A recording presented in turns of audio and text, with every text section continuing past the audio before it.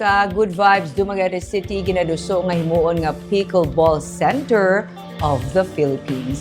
Ginanunsyo ni Governor Manuel Chaco sa Garbaria nga sa Regional Development Council kung RDC meeting iya na nga gintalakay sa taga-Philippine Sports Commission nga ideklarar ang Dumaguete City bilang Pickleball Center sa Pilipinas. Dugang pa niya nga padayon ang pagdamo sa pickleball courts kag pickleball enthusiasts sa probinsya. Sa latest nga figures nga nakuha nila sa Dumaguete City lang, gidgani, may yara na sa karosang 17 ka-existing nga mga pickleball courts kag may nagdugang pagid nga 27 tanan ka mga bag-o nga pickleball courts.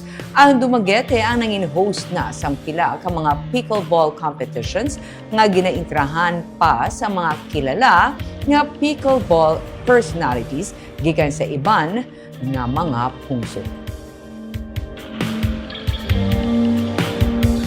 2 weeks ago, kami sa RDC, we finally passed a resolution requesting the Philippine Sports Commission to declare Dumaguete City as the the number one Pickleball center sa whole Philippines. I hope makuha agad na nato this additional 24 courts, I believe. 17 plus additional of 27 additional courts for a 27 court will, how do we say, solidify ang atuang presence all over the Philippines.